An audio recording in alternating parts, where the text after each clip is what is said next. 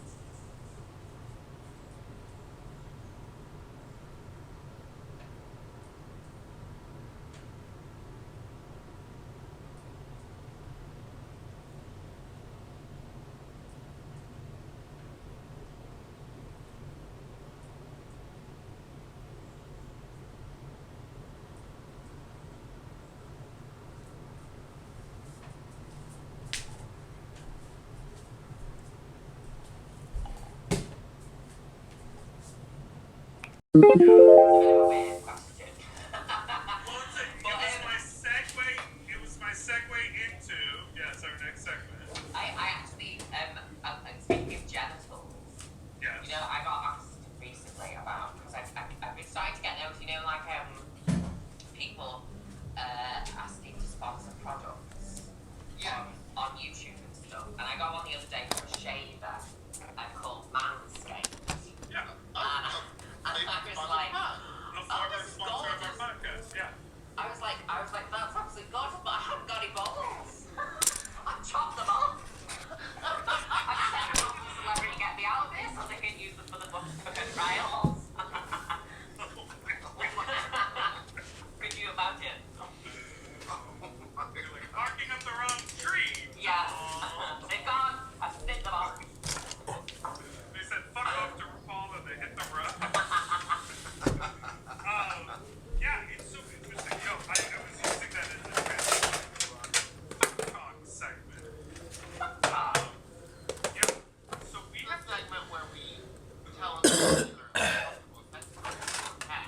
and if you don't want to do that, we have voicemails from listeners who have uncomfortable stories. Okay. Do you have a type? I know your partner, but do you have like a type that you advocate for? Yeah. I like being hairy man. Bye. Real? Yeah. Hairy, big, massive, large, monstrous. Okay. So like a running Do you remember when we did Rape Chaser Live in Manchester? That's where I met you in person. Yes. And you came up with that weird venue that's in school, and then you like came upstairs to the zero. Or it was like a university, right? So we had a duct tape challenge where we brought people up from the audience, and they had to go backstage and make an outfit out of duct tape during the interval, during the break. Then they would come out and sort of model it. It was based on the season 3 challenge from Drag Race. Yeah. And so they would come out and model it. So one of the guys who was there, I had talked the night before, and I got him comp tickets. And then he, because we had like a day off in Manchester or something, so before the show, and so then he brought his friends to the show, and then he went up on stage, and I don't know if you remember this, but he made sort of like a Borat type slingshot body thong. Literally came out with like balls falling out. Like it was like other people had ruched the duct tape up and like made these like skirts and dresses, and he just went like one around and looped it through, and his like balls were pushing out. Pretty girls get stoned and do their makeup before work. Maybe, I don't know. It was like a band. Yeah. and the effects come on smooth. They offer a variety of products from their joints, pre-roll joints, as well as pistons, and a variety of CBD tincture drops. Enjoy the effects of CBD while keeping a clear head. I know I love Niagara, especially at nighttime. But sometimes you want to still be able to get a little work done. Part of that podcast episode where they point to the audience and point at you or something, and they're like, "Who is that?" I remember Well, that. was it recorded? Yeah, we really there's an recorded episode of it, and they're like, Yeah. "Who's that weird person over I there?" remember. I had orange face paint on, and I had. It starts April 2022. Next year. Fantastic. So it's very early. I think it gets announced. The tickets get announced on the 5th of April, and then so it's got a whole year. This Friday because you just said it on the podcast. Yay!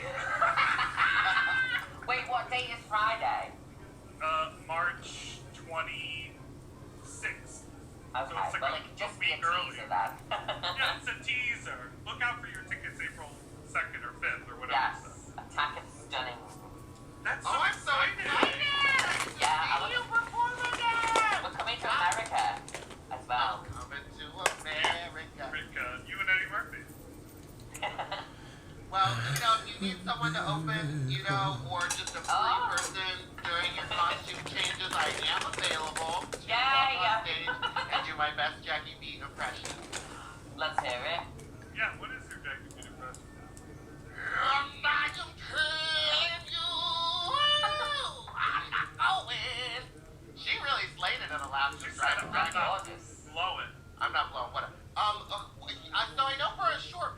time. You had your own little brunch show going on. Yeah, it's starting up again at the end of May.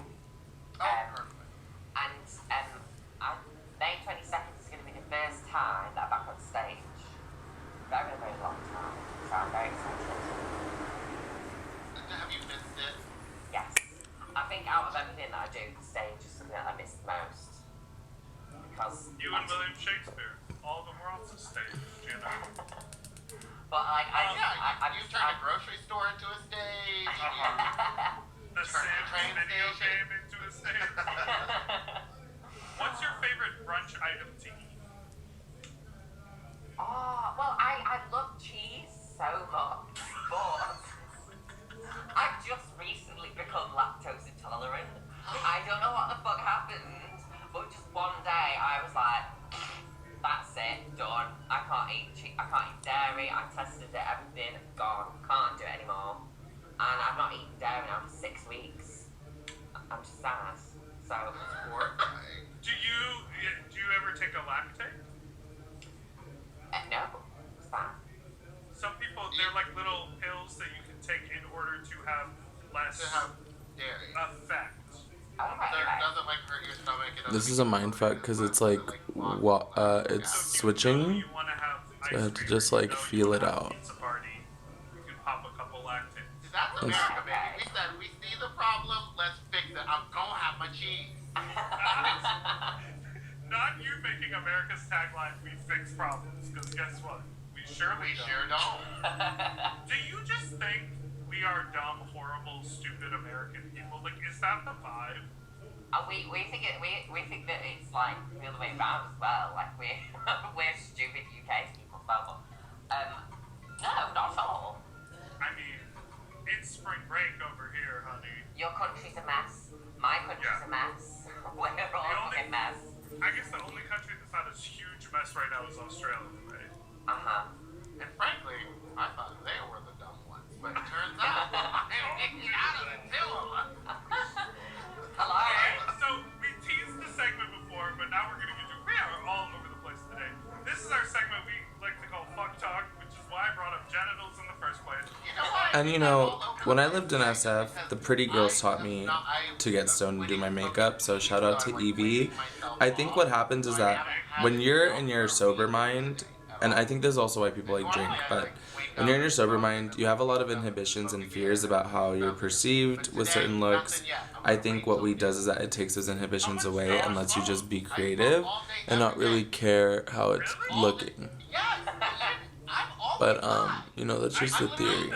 I feel like I've also worn makeup a lot as a sober person.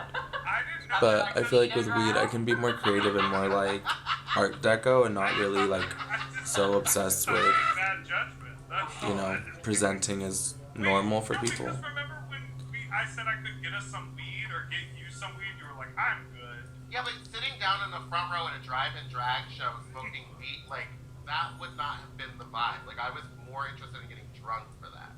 Okay. Which me and Nicole did. Nicole got home and she said, should I say this? She goes, I got wasted. I'm trash. I'm eating mac and cheese that I left out on my balcony for a day. That's gross. Oh, gross. Remember, she offered that to me. She was like, if you drive us to the house, we'll sit and get drunk and you can sit there, I'll give you a LaCroix and some old mac and cheese. But I didn't realize that when she was at old mac and cheese, she had been sitting outdoors for a day. Okay. Now on to sex talk. Fuck talk. Do you know the name of our podcast, people? Unbearable. Hey, Bobby Joes. I had a comment for you. Not sloppy joes. What have I had? It started over. Okay, people, why don't you say what people hate that we interrupt the voicemails? People do not like that we interrupt the voicemail, so today I will not be interrupting the voicemail, and y'all can see how boring listening to 3 minutes of someone else tell a story is. But They write in, I fucking love people. This is the better way to interview your guests. You shouldn't interrupt the voicemails when you listen to the voicemails. We got a lot of commentary for us. and so we're listening, we're hearing, and we're trying new things.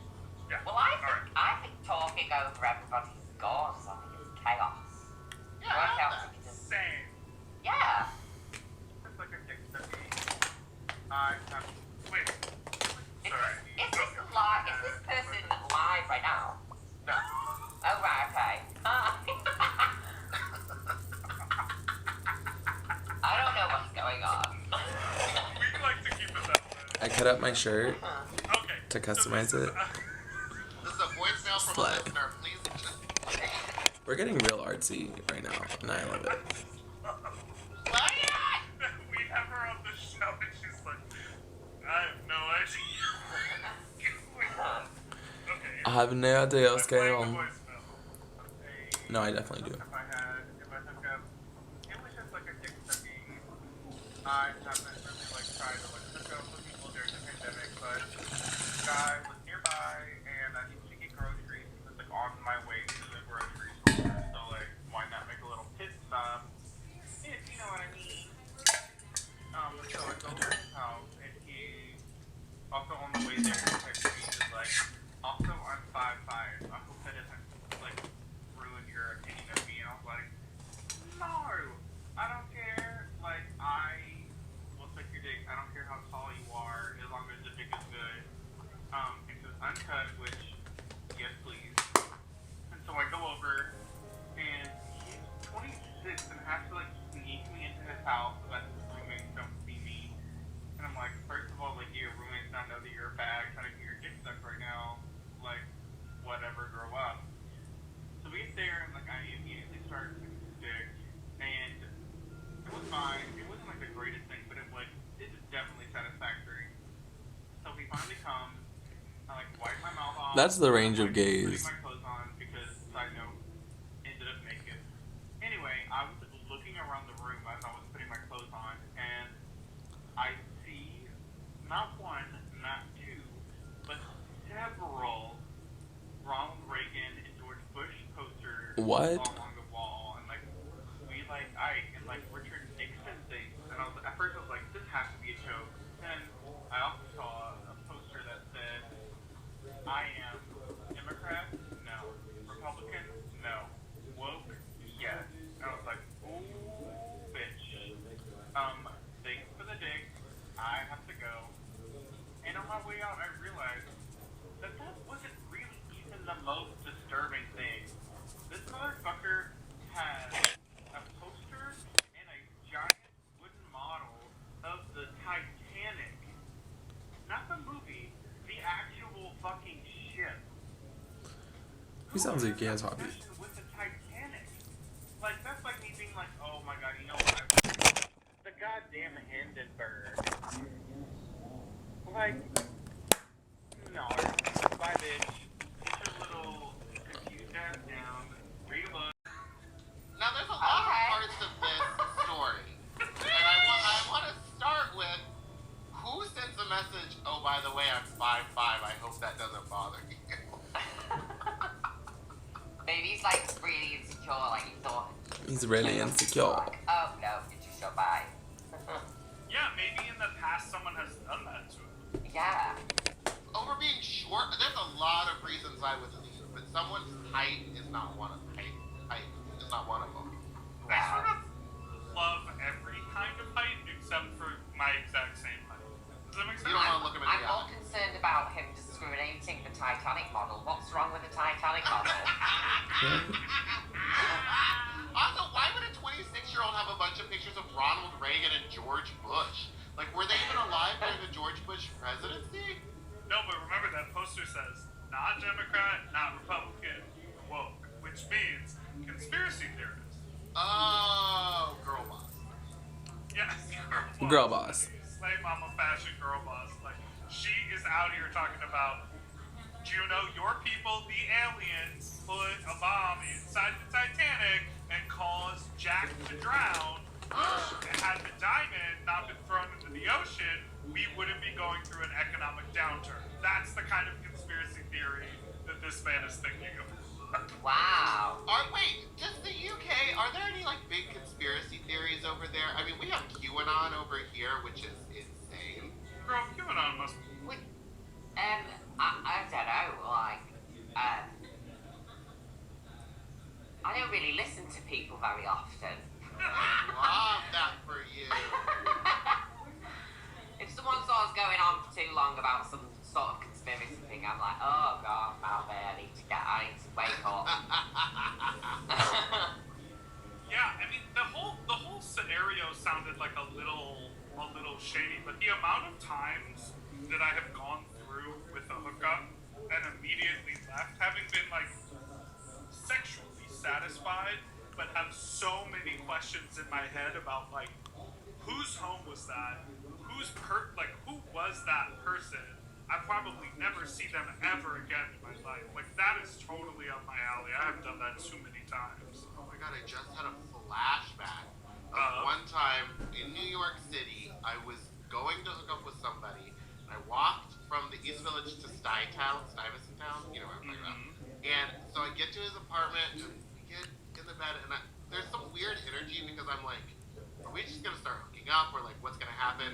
There was just like casual conversation and then he turns the TV on and we start watching the TV and it's like it was something about the oil spill. It was like the day that it happened. And we started talking about it and I start talking about how terrible it is and like how it's bad for the environment and all this stuff. And he goes, yeah, you know, I just don't think it's gonna work out. You could go. And I was like, is he asking me to leave because I care about the environment? Like, I still to this day don't know if it was like that conversation or he just was not interested and couldn't figure out how to get me out. Yeah, so I looked like the minute the door opened and instead of like just telling me to leave then, he was like, I gotta find a reason. Oh, what a weird stance. Oh, you're what a weird thing to like turn the TV on and be like, pat the bed for like 5 minutes. Maybe there is a gentleman whose penis I suck on a regular basis, loves to have the TV on loud. I'm talking very loud. And the array of programming that will play while I have sucked his dick is vast. It will be like a true crime story where they're talking about like horrible like domestic violence and like murder, someone thrown in the ditch. Like, and I'm just like the TV's like she was stabbed 27 times in the jugular, and you're like, this pedophile has been missing for 5 days. and then it's like, yeah, and then it's like it's just like TV movies, and like the last time it was like a teen drama, like an ABC Family like dramatic show, and I was like, what is he watching? I'm so He is a sad. man that I met years ago. I met him on Craigslist, so this was back before they canceled Craigslist. And he's like, I think he's bi or maybe straight, and all I do is suck his dick. So I've seen him 1 or 2 times, like during the pandemic. this is the guy that you sent me those pictures of? Literally I don't have a picture of him. But every time I'm at the house, the TV is on, and it's on unreasonably loud. Thoughts? No, me and Juno are just like, Playing with I'm your just dick. like, should we play the other phone call just cause? Is it good? Yeah, that one was long. This one's good. I think it's also long. So I kind of like a faded out makeup look, like lipstick. So when I was a freshman in college, Also, this is Lime Crime and it's really like messy, so. I joined this little acapella group, and it was trash. And so I had an acapella commercial. But before, I was getting rail. And at the time, I was really into this green apple scented lube. And there's this guy I got. And Who likes so green apple he was scented talking to lube? something, and I looked at my phone, and I gotta go. I got like 10 minutes to book it across campus. So I just like, pull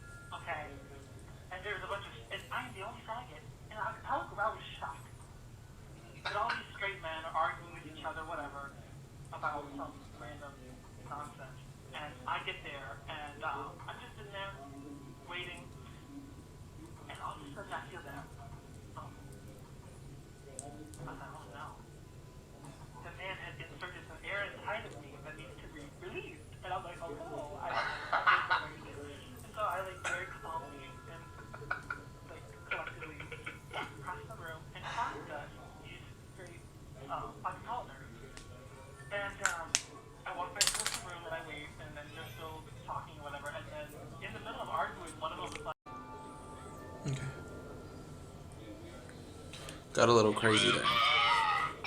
But that's why we edit. First choice. Let me see.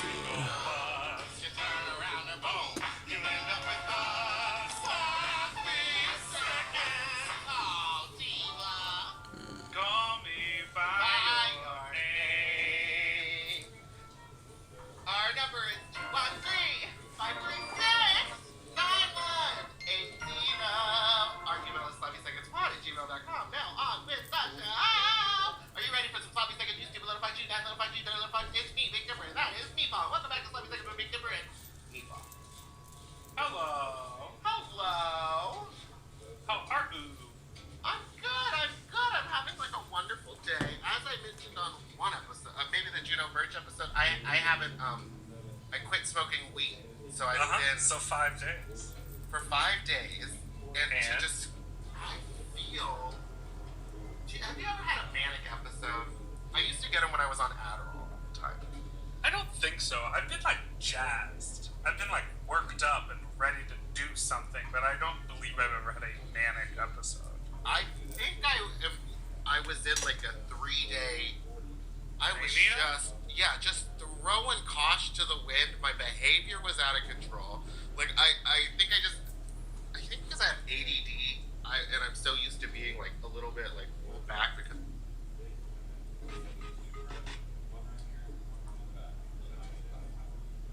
of the weed. TikTok.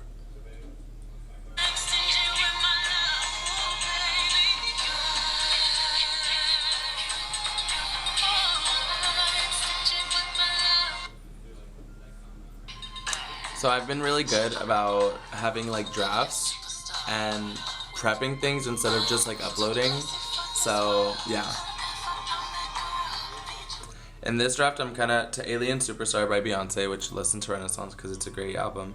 I was like, I'm planning my makeup looks.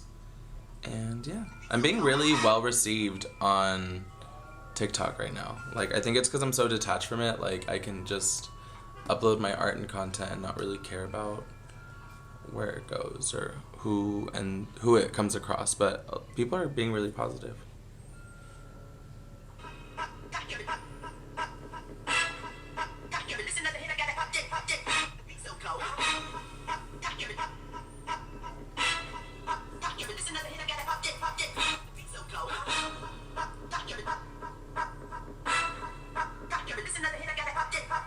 Do y'all want to see my TikTok?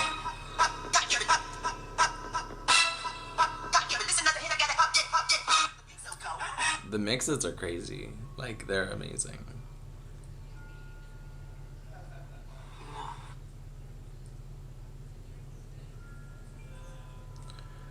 Alright, back to the... It really it was in full effect, and I was Back to the podcast this and the is makeup. why I was on Adderall. Anyway. Oh, interesting. What's the difference between ADD and ADHD? Oh, I have ADHD. What's the difference between the two? The hyperactivity, which I think, well, for me, the issue is that I can't For sit. me. For me, I'm not going to talk for everybody, but for me, the issue is that I can't sit still and I lose focus a bunch. Losing focus for me is literally like going and doing something completely different. Or I'll be like in the middle of something and like my phone will ding, and then I'll be on my phone for an hour, and I will hyper focus on The something new thing. that is distracting me from the one thing that I need to get done. I'm not trying to self-diagnose, and I don't believe that I have like a ADD or an ADHD, but I will tell you, we talked about this when we were hanging out, which we'll get to in a second, but whenever I'm working, I feel like I am that, The lady from the video of the checking into the hotel who's doing so much typing. That's how I feel. I'm like, finish up this, and then I do this over here, and then I'm over here, and then, I gotta find out what their Instagram handle is for the thing, and then I go on my phone, and then I get sucked in, and I'll like look up, and it'll be 25 minutes later, and I'm like, I picked up my phone to look up someone's Instagram handle because I was sending an email about something, or I was writing an outline, and I just needed that little piece of information, and then I'm completely sucked into the social media. Yeah, and Even that just picking sound, this up to demonstrate to you Yeah, I makes was like- me want to get on here and look at my phone. But just that sound that you made of like that, shoom, that's what happens. And like, I feel like my phone becomes my entire world, and like I'm in there, and I forget like what Don't tell your room I'm boyfriend in. that. My cat's my world now. Dad, come here. Purr. Purr, sis. Purr. Purr. Okay, so. I Do you thought wanna that was talk gonna about- be Candy Muse's. Candy Ah! Muse news. She slayed the roast challenge, but I actually, didn't think she did. slayed it more so was Got Nick. Or Rosé. I don't know why Candy won. Can I say something? And this is gonna sound so. I thought Last Candy was week- amazing, but did they only give her the win so she could go into the top 5 with Frankly, it? what I'm saying is, out of none of them were like incredible roasters. No. But out of the group of flops, they were the best flop. Now, what I am gonna say is, I didn't think that Big talk. I didn't think that her beast look, or yeah, the beast, like it was cool. The red look was so good. It didn't do it. Do you I know think the it was lion, for the witch, or the wardrobe? What Do do you you know the mean? novel series, The Lion, the Witch, and the Wardrobe? Yeah. When they go into the world, isn't there a guy who's like has like antlers for the? No, not antlers. No, he's got like hooves for feet or whatever. Yeah. What like is that what? creature called? He's a. Centaur. Nimbus? No. No. Symbol? Oh, his No. name. But in the show, is he called like Finn? No, that's wrong Huck too. Finn. No, What are that's they never called? Okay, man with I think it's goat legs, been- Goat legs, yeah. A satyr. No, a Nimby. fawn, a fawn. Oh, a fawn. No, but there's like another. a There's like this. satyr? No, that's the thing A that he satyr. plays. No, satyr is like a thing. Isn't that a dinner for Jewish Satyr. people? No, that's SEDAR, which happy Passover, BT dubs, today. It's not perfect, but hey. a satyr, I'm showing up. SATYR, is like a creature, but also like a sexual thing. I used to look at porn that had the word satyr in it, and it was aggressive mouth fucking porn to the point where like Water? No. just something to cleanse Don't the you? palate. It's like I just think every Acid time I dick. throw up, Maybe like acid dick. there's like a film over my teeth. I want to just like get a rinse. Okay, so So what were we talking about? you were talking about we went Rosé. to Drive and Drag. No. You were talking about Rosé. You didn't see it for the red look. I loved the red look. And No, don't get me wrong. Don't get me wrong. I thought that was a good look. I also think it was the best look that she has brought out. To me, it was the best look that she has brought out this whole season because it fit her body right. You could see her shape. She looked stunning. I love the nails. It was an incredible look. Do I have anything as good as it? No. Am I speaking as a pure objective viewer? Yes. It was not my favorite look. what was your favorite beast look? Simone, and she won, and I'm glad. Yeah. But I thought that Got Mix was really cool and Yeah, I agree. interesting. You know what's just don't wild? think that. Okay, here I'm gonna. Rosé was in a red leotard and painted her face red and had No, paper she hair, had and furry everyone was thighs. like, yes, and I was like, She had yeah, furry it's okay. thighs. She had ears. It Listen, was, I just think that we were just shocked that it was the first time that we got to see shape on her body. and what And I this will is not a RuPaul's Drag Race recap show. what I will say is I think Mix's look was less impactful because she has already done wild and crazy things. And That's what I'm trying to say. I was like, Rosé just looked really good for the first Gone time. crazy. that's so shitty. Is that She looked good. She's had some looks. They haven't been the runway looks though. They've been like the challenge looks. You Yes, know that's what I'm saying. I'm just for the runway. That was the best runway she had. So I'm glad that she, so far. And I hope she goes all the way. So the meme that is circulating is Lil Nas X giving a lap dance to It made me, Rosé.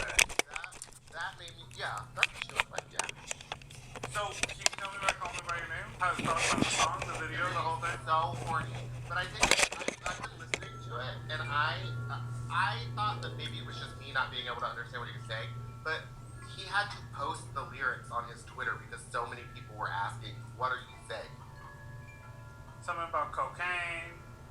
Yeah, like you ain't living right, or you're living high, but you ain't living right, or something like that. And like I couldn't hear the Call me words. what you want. Call me when you need. You know. Call me by your name. It's Okay. a wonderful music video. America is mad. Now, can I get into the real ishy of the stuff here?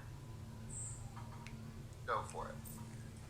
I am always, of course, I'm jealous of big level artists who have the support of like a label behind them, because he was able to say, I'm gonna call this song "Call Me by Your Name." Oh, the same as a movie that like was nominated for an award that has like, oh, we're gonna pay for the title because that's your idea. Cool. You know, it's like, it's cool that he has that sort of support. I went down a little Instagram poll today. Are you familiar with the artist FKA Twins? Yes, and I'm also familiar with the music video where For she does a Cellophane. pole dance while Into falling into hell. Were After you aware? fighting with an angel. After fighting Were with you an angel, aware that that 6 they months ago contacted the the director of that video to direct Lil Nas X's video? And I'm also And in he this said, no. moment. Do you know the drag designer Pissy Pussy? Or they're I not a was drag just designer. talking to him about Really? Nico Nasty. Yeah, I was like, Okay. this is very messy, and this could have all been handled so much better. So, we have a friend who is a fashion designer named is someone who this type of thing has happened to all the time. Mm-hmm. And basically what it is artists, when they get so busy that they have music video and then appearance and then a press appearance and then a red carpet and another music video afterward, they start working with stylists because they can't pick out all their own, you know, it's like whatever.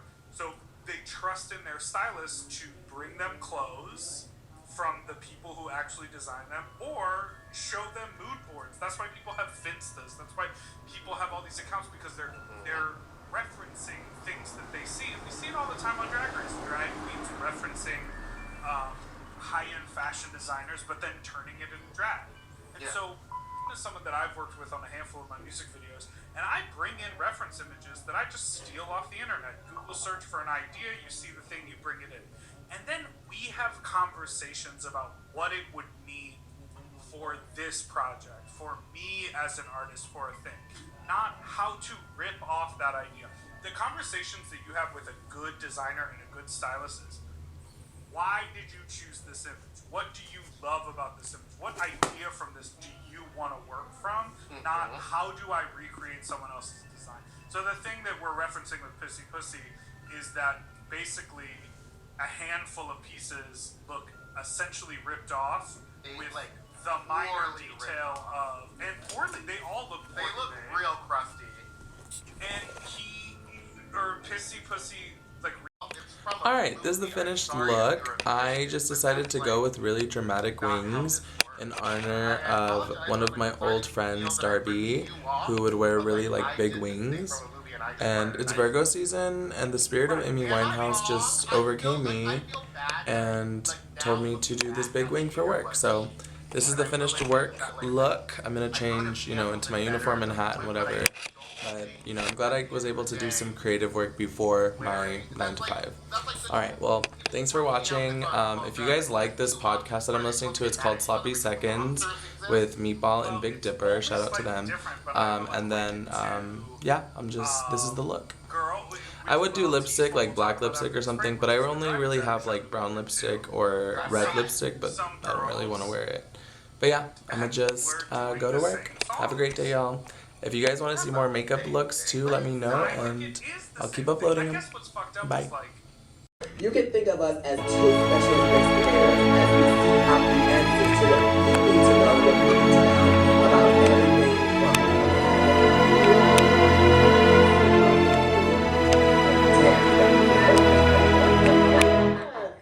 from we have an insatiable curiosity, and we know you do too. There you go. That doesn't mean that you now have to drop the slack on your line. So I just gotta read the whole script. There you go. So get ready to learn how it all works according to. Now, Heidi, this is our very first episode. Get up in there. Get up in there, yeah. Get up in there. Yeah, Heidi, we are leaning all the way into these microphones. Jada, this is podcasting. This is our first podcast. Have you ever done a podcast before? I was featured on. We did the podcast, The Bald and the Beautiful with Trixie and Cox. Yeah, I have definitely been. I was on Nicole Byers' podcast. Oh, Why Don't You Love Me or Why Don't You Date Me? Why won't you date me? Why won't you That's date the me? one. Heidi, will I have the answer? Oh, you know why. Oh, you know why. Now, It's those things you usually leave. wow. Okay. Do you, in a normal day setting, do you listen to podcasts? I love listening to podcasts. This is the thing that I feel like that Really? Because you talk so much. And in the moments when I don't talk so much, I listen so much. Oh, okay. Yeah, you know, like I'll listen to a podcast while I'm like playing slots on my phone or bingo on my phone. I don't have a damn Old people addiction. games. Okay. Okay. Old people I'm games. gonna stop it with my candy and my game. You got the little pepper candy in your purse. Okay. like the old church Drag lady. her. Drag her Okay, down. but I actually recently just got into podcasts. Yeah. My new acquired partner actually is going to really get me into podcasts, like when we go on long drive. We'll just go on podcasts and listen. It's been really cute, actually. I didn't think I would be into podcasts, but surprisingly, when people talk about interesting things, Why I like did you to think listen. you wouldn't be? Because I used to watch like video games and stuff, so that was more my thing. I So was you were watching. boring. Yeah. But this Yeah. is the thing about a podcast. Hopefully you're watching or listening to this podcast right now while you're playing your video game. I could Or do both. masturbating. You can Well, do anything while you listen to this podcast. That's true, because it's about everything. It is about everything. And we might give you answers on masturbating one day that you might need while you're masturbating. A podcast. We'll talk about that maybe at a later day. Maybe don't do that to the podcast. Also, maybe not. Now, Jade, can you tell me why you wanted to do this podcast with us together? Okay, T. I feel like we talk too much. Often. Go ahead. And we have so much to say, and usually people in our lives don't want to listen. Opinionated. Very opinionated. So I thought if maybe we just get in a room and we forcibly just talk to ourselves, and maybe somebody would listen out there in the deep space. The big space. Well, for myself, I think I've always had a good rapport with you. One. We really got along on season 12. You were probably the person I was the closest to when we were filming. Until you sent me home, and then I was like, oh, she's okay. Well, you know what? Even when I sent you home, I was loving you. I loved you. Even though I sent you home. I loved you on the way out. Then why did you leave me your phone number in the letter home? I'm asking a hard-hitting question on this podcast. You didn't leave me your number. I left you a letter. You left your... Ow! Oh, she was like, no, literally, I can't see you. No, okay, randomly, this is so random, but like while talking about that, remember we were so sad when we were like, we knew we were going to the bottom together. We knew we were going to be at the bottom too, and we're like, girl, that was so depressing. And like, but then Heidi was like, so like getting her. She was like, oh girl, I've been at the bottom so many times. Girl, I was like, oh girl, basically this is my time. I said, girl, baby. I said, bitch, get in the game, honey. Okay, and you better send me the fuck home, girl, because that's what the fuck I'm planning to do to you today. And that's what I was right. And that's what you had did. That's what I had did. But you know what? We were fighting hard. You fought very hard. 1999 was a rough year for us all. Wasn't it though? Yeah. I was 4. No, 5. No, 6. How old was I? 94. 94. How do you never been good with math? I was 5. Okay, well, I was 17. I was on the edge of 17. I was a good sexy, maybe around that time when Y2K was about to really fuck us up, girl. I was 12. I had just turned 12 in December. You're only that much older December than 9th, 1999, yeah. And you look like that. I'll tell you something. I look like that. It's called money. Oh, go to you. It's called good skin. That was a good one. Do you, Heidi? Do you, like I do you feel the constant need to create and post content as a public figure? Oh, dear Jesus, yes. It's probably my biggest like stress factor, like having to put out more and more content. I think. Yeah. Like, it's a way to advertise yourself and advertise your brand, as well as stay relevant in the fandom and just keep like.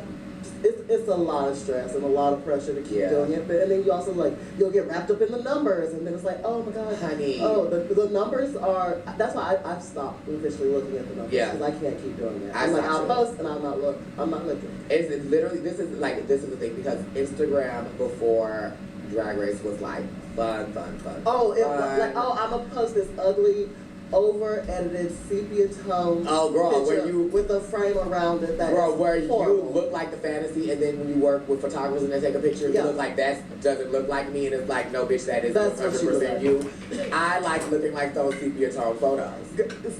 Can we go back to the days when Instagram was literally just ugly pictures? It was like just the pictures. Over edited, We like look over like filtered. we would go on that thing and you just blur everything on the eye. Like I would always do. I'm the focal point, and everything else around me was blank. And it was that's cute, girl. Yeah, I'm the focal point. You should have went under the eyes too, because I'm telling you, it changed my life. Under the eyes. Under the eyes, right here. You right go here, right under there. Yeah, just a little blur. That makes sense. Hit it with a little bit of brightness. But I don't post pictures like that no more. So. Yep. So it's all professional. Useless. Also, this is the other thing. Creating content. Yeah. It's so expensive. Like for fun, like when you're trying to do photo shoots and stuff, you have to get a whole look creative, wardrobe, hair, nails. It does get expensive. And then you also got to pay the photographer. Don't pay the photographer. But so, no. Well, sometimes because this is the thing. Sometimes they will ask to collaborate with you. Well, that's what I was gonna say. Like, because I'm like, bitch, I was gonna say, you always have you had any good you always pay somehow. You Pain or collaboration or collaboration. And Heidi, if I have to pay with my body, honey, you gonna do that it. would be an unlimited wealth resource. Okay, we would not be worried. There would not be a hike in like there is with gas prices, honey, because it would be constantly high. This is pure D sexy love I'm serving here right today in this podcast. I heard poverty, but okay. You could not take. Okay, let's say if we were like, what would your sex be worth? Okay. How much money would your sex be worth? My sex would be worth? And like a real amount. Don't be sitting here talking about $1 million. I was gonna say $1 million, but I would want to pay $1 million. You know, I'm trying to be what is it worth? Just one good time. Well, okay, but what is the worth? The value? Oh my goodness. Definitely a couple thousand. Okay, a couple. Definitely a couple thousand. Generally say $1 million. You think? How are you gonna tell me I can't say $1 million? You because I know it's not worth $1 million. Girl, you crazy. How dare you? That was all a setup. You gonna sit here and tell me Bob Bouchon is not $100,000, not $1 million? Okay, well, look, go ahead and sell it for whatever you want to sell it for. I am. Girl, okay. Period. I really hate you sometimes. Okay, so let's do a little update. So what have you been up to? I see that you've been in the Drag Race live in Vegas. I have been having the best time starring in the leading role as Jada Essence. The leading role? Do I need to ask some other girls if you're the leading role? I mean, this is the thing. Like, I should go ask Asia. This is the thing. You have to come to work and know who you are every day. You know what I mean? No. The headliner. Headliner. We're on the headliner, honey. Headliner. Because you got a big head. But, well, it's like a bunch of us, and you know that, honey. To be true. Nasty. But it's like it's 6 of us in the show. So Asia is the host, and there's me, there's Cameron, there's Derek, Trinity's in the show, Eureka's in the show, and we also have some swings that come in when we're not able to be there. So we have Alexis Mateo, who's the new swing. We have Coco Montrese, honey. Love all these girls. Girl, let me tell you, I love Coco so much. Oh, and her daughter is there too. Kahana, yes. You know, love Kahana. But bitch, Coco is just a dose of old school drag. And I love old school drag. It's what I grew up with. So yeah. I love a good old school drag. And so you know, like when we travel on the road and like you kiki girl, and this is the thing, girl. You know how you kiki and shade with the girls with your sisters, do you shit kiki shade? Like we can't do that when we travel on tour. No, why? Like girl, you can't come in the dressing room and be like, bitch with that tired ass wig. And then the girl's like, this bitch came here and called and said my wig was bad. She woke up and chose violence. She was disrespectful. But then when we at the show, you're like, girl, with that raggedy ass wig, you know, and then she's like, oh girl, bitch, oh come on with your ripped up ass, you know. That's very cool. So it's very that. I love that. But you kind of miss that on the road because you like, unless you, some cities I've been to, girl, we be having some, which we are having kiki. I did come to some of the driving drags, and I got to go behind and like see the girls kiki a little bit. And Vanjie be pouring them shots so damn heavy. I'm like, Vanjie got a heavy hand. She do got a heavy hand. And people need to know that. She got a heavy hand. Yes. Oh, that's me! I can't see. Now, Now, I was on my Instagram recently, and I saw that you got to see Miss Katy Perry live. I think she even rolled on top of you at one point. Yes, she did. Okay, now this was the tea, honey. Was that like last minute, though? So did y'all know about it? We knew that we were going to go see Katy, and so we were like, okay, we went on our off day, which was a Wednesday, which made the week feel very long. But girl, I was on cloud 9. So we got to go like VIP in the back dressing room, girl, with inflatable fucking chairs. What? The chairs were like, the little kid fantasy in me was Nickelodeon down. I love that. Neon orange, like inflatable chairs, really cute, like real cute, like posters and stuff. And then they had an open bar. Oh, so the girls were girling that night. The girls were girling that night. We love to see it. And this is the thing: if you've been to Vegas, I have. Anywhere on the Strip, honey, you will understand that a free cocktail is worth its price in gold, girl. Because literally drinks are like $25. I was in Vegas once, and I was at the slots. I was living my old How much did fantasy. you lose? Oh, baby, I lost $200. And this was, but I got my cocktail. I got my free cocktail. I was like, lovely, y'all play the slots. But we had open bar. Cute, love it. All top shelf living. She came in and she met with all of us. Derek had some things that she brought out that she signed.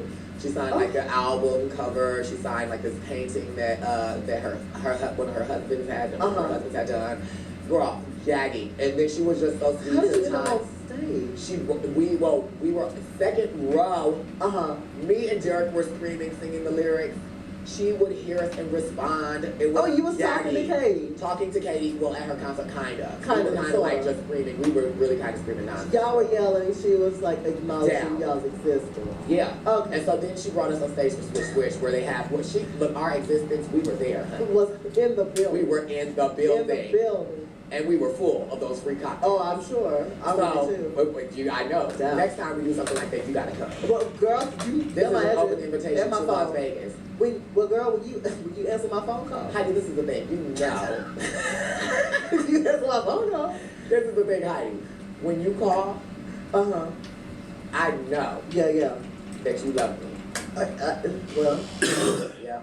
And then you don't answer. So why don't you answer? Because I know you love me. I know the love is there. There's no need to answer the phone. If what did I know you're gonna say, Jada, sister, I miss you. You're beautiful. I love you. No, that's not. No, Heidi, I dare you right now to call me. I dare you right now. Let me turn off my airplane right now. And let me turn off my airplane mode. Call me right now. Let me turn off my airplane mode. I'm about to call Jada. Call me right now. Watch her not answer. Watch her not. Girl. She's fully sitting across the table from me. Girl, what? She's fully sitting across the table from me. Okay, call me. It's ringing. It's a FaceTime. Heidi, this is what we're gonna do. We're gonna read the script, and we're gonna. I'm in charge of the girls. Okay? We're gonna handle. Yes, ma'am. We're gonna crack this case. Welcome back to Hall and Closet. As you know, we are dedicated to what we want to do with this show is pull the curtain. Drag happens. I was running over it.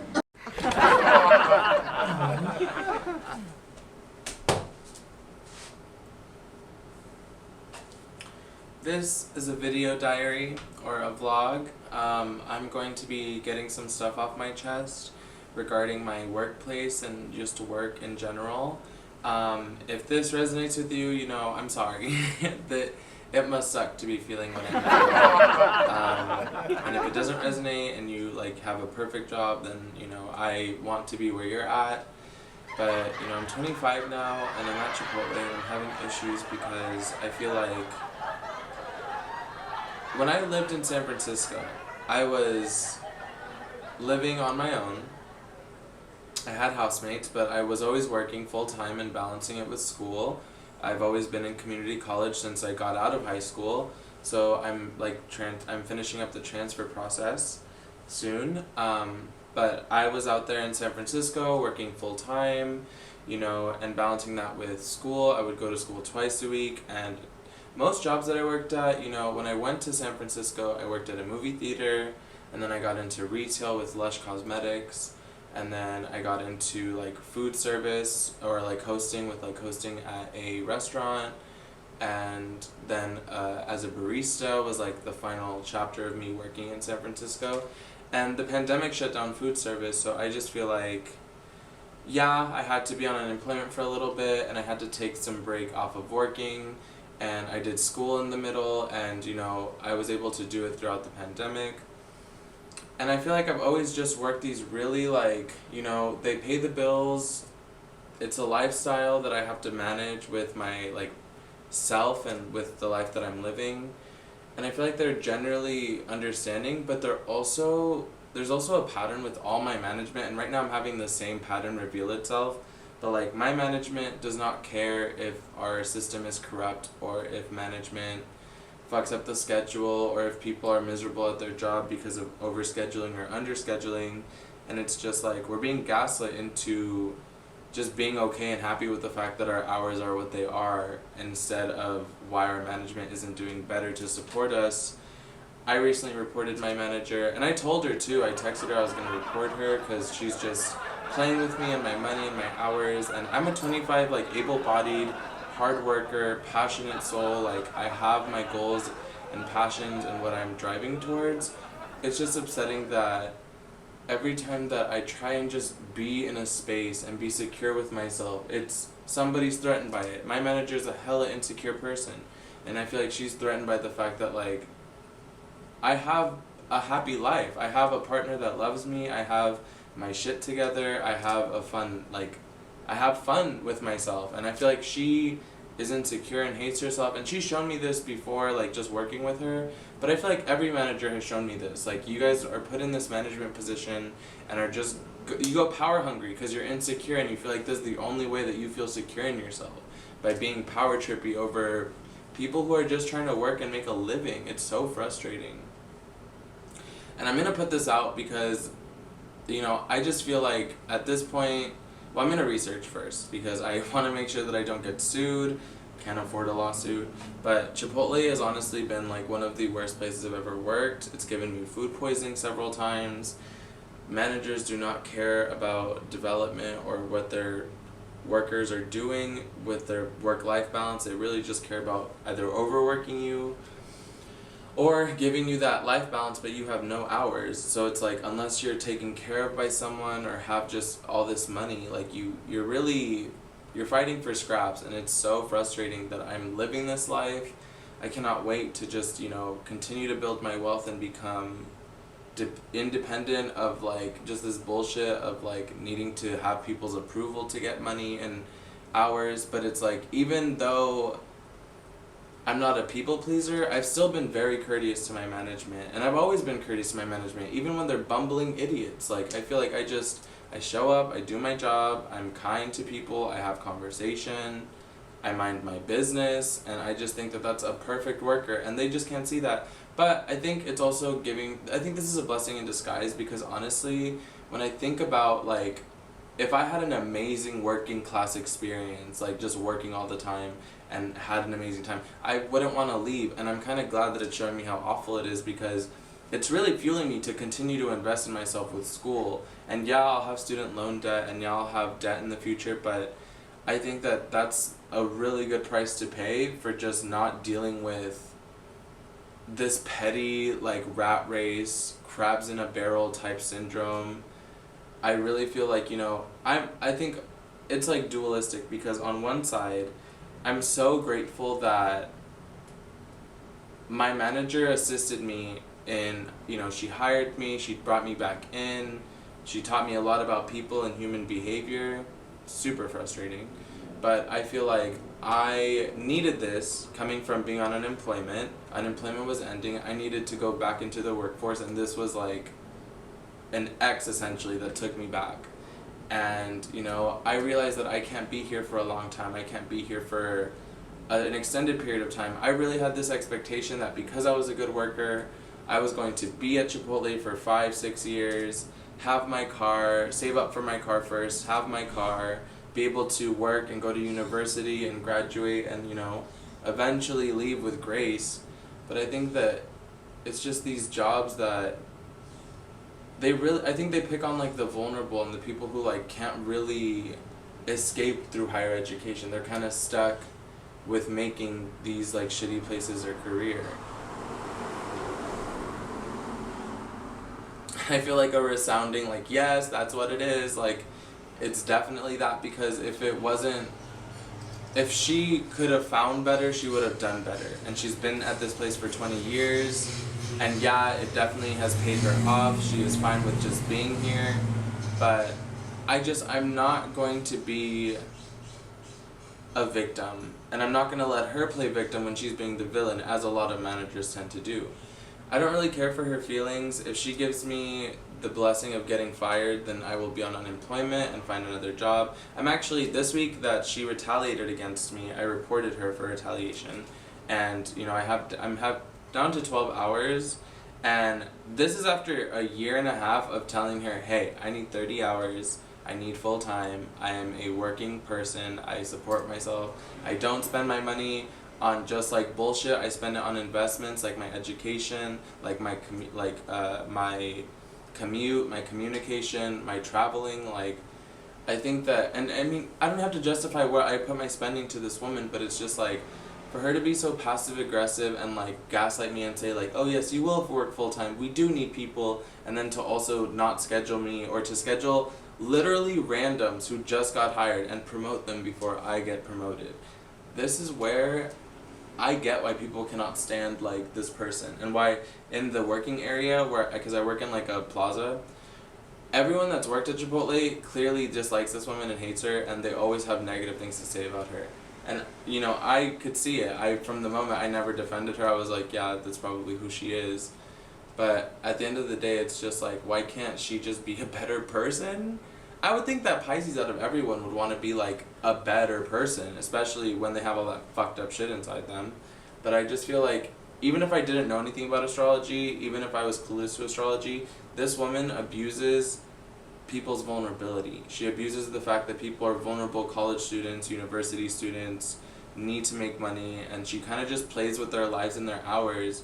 And if this resonates to other places, I'm not surprised, because I feel like this, and this is another reason why I didn't want to leave Chipotle, because I feel like, why go to another space when I have my 401k match here, I have my insurance, I have tips, I have money. I mean, obviously not as much as I would like, but I have money, and so why leave that, especially like in this stage of my life where I also have to focus on university and studying and like investing in that. Why leave that to go to another place that has the same toxic environment, probably worse? I don't want to say that anyone could ever traumatize me in the workforce, but like, I'm working with knives, I'm working with heavy like utilities, like I feel like, or utensils, like people could get crazy. There could be a snapping moment, and I'm not going to be a victim of a snapping moment. So yeah, I just wanted to make this video to really air out my grievances over my workspace right now. I'm so happy that this shitty workspace and just shitty Chipotle corporation has brought me closer to my passions. It's kind of like, it's a million things at once, but I know for a fact that I'm grateful that I love art, and that in the shitty aspects of life, like working and dealing with passive aggression from coworkers or whatever bullshit energy they're on, I love the fact that I can spend time and prop up this camera, talking to the camera, and also make paintings. Like, I have a painting that I just started recording that is really textured with clouds, and I just got this huge box of paint and utensils and brushes from my art major studio. So I am really happy and going to be coming out with a lot more paintings and art, and hopefully that'll get me through. I mean, it will get me through this, because that's what helped me kind of processing my emotions through painting and music and through information. It kind of just creates that space to where I can air it out and really express myself.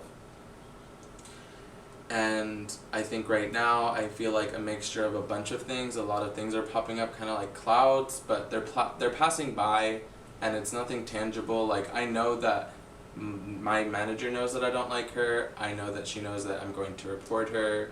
She probably already saw the anonymous report.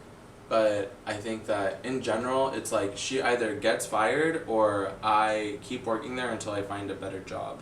And right now, I applied to a couple places in my local area. There's a diner that is down the road that is hiring, so hopefully they hire me. I would love to work like an early morning 7 to like 5 shift. I would love to have like a 6 to 3, or like, you know, just really early morning and then get out like midday and then come home and be able to spend time with my boyfriend, because that's one of my biggest motivators too. Is like, it's not fair, you guys don't understand, like when you're going to school full time, you spend 2 days out of the week just diving into schoolwork, and then the rest of the 5 days you're spending on labor and physical work. And I think that, you know, I'm very efficient. I've mixed like my gym schedule with going to work, so like, you know, I'm kind of streamlining my lifestyle. But for them to only schedule you 4 to 11 5 days in a row, with your only days off being your school, and even if you don't do school, like to have 5 days off and then 2 days off just be like rest in between 4 to 11s, you get no life. Like, you literally have to plan your entire morning out, do your morning as if it's some sort of checklist or chore, and then you go into work 4 to 11. That's super draining. You come home and probably like space out or do whatever the fuck you need to feel alive for like an hour, and then you knock out and repeat that shit. And it's like, wow, if art wasn't in my life, if I wasn't so artful and soulful and just artistic and creative, and if I didn't have my boyfriend who is essentially the same way but in his own unique universe way, like, I don't think I would be on this earth. I get why people kill themselves. It's really heartbreaking, but it's like, damn, to be trapped in this body and kind of just have to show up to these places, and you have to do it to survive, and the people that you show up to are like fucked up or like traumatized and projecting it onto you. That's kind of why I'm not taking any of this personally, and why I don't think any of my coworkers or Chipotle will ever find this. I do think that they should know. Maybe I'm not the person to deliver it, but I'm just glad that I'm using my voice. I'm reporting shit that I'm not accepting, and if this gets me out of Chipotle's corporation, so be it. I'm so tired of dealing with just stupid people and stupid corporations and profit-hungry pigs. And honestly, Chipotle's customers too are awful. They're very like, they're pigs. They come in, they don't care if it's fucking slop or gross or fucking bacteria infested, they will eat it because they're hungry. This consumerist nation is so disgusting, and I think working food service has taught me that.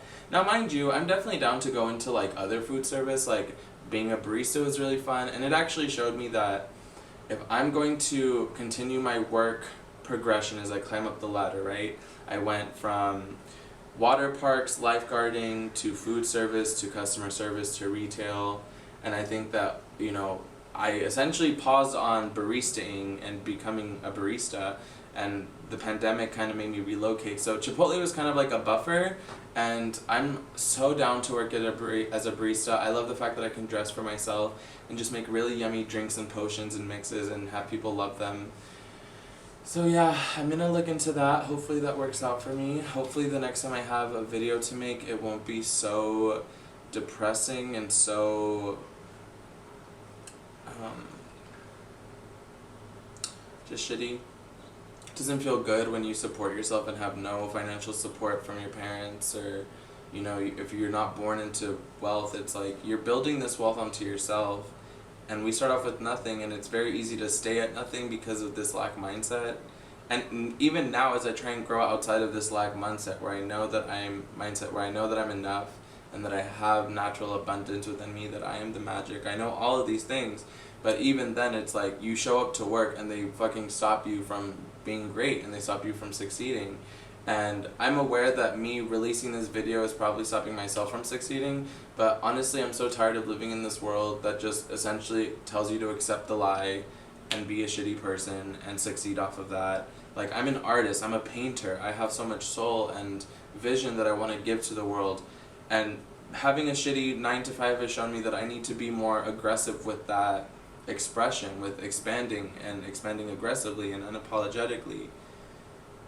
Part of me just hates that, like, why can't shit just be easy? Like, I cook for y'all, I make delicious food, I show up, I do good work. Why can't shit just be easy? Y'all are so bored with your lives that you want to create this petty drama to entertain yourselves, but I'm nobody's entertainment. Like, I think I'm my own entertainment, and I will admit that sometimes I've been petty and I've been, like, egging on the drama, but I think that overall I'm too noble to be petty, and I feel like I'm too pure-hearted and too focused on, like, living authentically and transparently that, like, I can't play with people and just be like, oh, this is fun for me. Like, I genuinely believe that my past managers and current manager is like insane or mentally ill, severely hurt, you know. I don't want to read her, but, you know, I just wish I could find another manager. I wish I could find a better manager. I wish I could be secure financially with a secure job. And I know that in 2022, with everybody just arguing, that's probably never going to happen. And I'm probably going to die in poverty. But I'm still alive, and I'm going to work to make sure that doesn't happen. So, and if it doesn't happen, then I can continue to be great. And I can just balance out any sort of lack mindset, any sort of bullshit. I will say that outside of working, everything in my life is so good right now. Like, I'm so proud of myself. I've worked non-stop since I moved out of my parents' home at 19. That's 6 years of non-stop work. I've been able to support myself and just be in my world regardless of location. I've been able to just groove with it and flow with it. I've processed emotions, I've processed heartbreak, I feel like I've died and been reborn a bunch of times. I've forgiven my mom, I've forgiven my dad. I am a free adult, and I don't feel untethered, and I wish I could fly, and I welcome death. And I just want, from this point to the point that I die, to be one of legacy, one of grandeur, one of beauty, one of love. I really don't know how I'm gonna die. I don't want to know. Even with all my magic and power, like, I can't know. I know that I can live each day like it was my last, though. And I know I can speak with my chest to anyone that tries me. And I'm going to the gym later to work out, and I'm going to have fun, relax, remind myself that resting is just as important. I have to inflate my bike, water my garden, and then head out to work. So, if this resonated with you, I'm so sorry. I think we deserve better. I think we've always deserved better. I think that when I get really dramatic and really, like, hysterical, I remind myself that this is just a process. It's a step in the right direction, because if I'm struggling, that means I'm growing. I remember when my biggest issue was my first Chipotle manager, and, you know, he got fired, so this is, you know, history's repeating itself. But I think that when I worked at Chipotle the first time, I felt like all their issues were the biggest issues in the world at the time. And now it's like, okay, now this is the biggest issue in the world at the time, but it's not really that big. Like, I think what keeps me sane and focused is knowing that at one point Yolis will be a memory, that all of this shit is temporary, that, you know, it served its purpose, and I'm grateful, and I'm so, so grateful. So thankful that I have this life to live, but I don't need this experience of dealing with shitty management and a shitty corporation that doesn't care for you. And honestly, Chipotle's food is garbage. If I could, I would shut the whole corporation down. No apologies. The amount of people who get sick from eating Chipotle, and if y'all see Chipotle when it's cold and, like, after the window period of it being, like, served fresh, it looks like slop. Like, it's literal, like, pig food. I stopped eating there. I still work there, but I just don't eat. Or I'll have, like, a smoothie from Jamba Juice, or, like, sushi from a local market. Like, I have no desire to ever eat Chipotle again. I feel like a part of it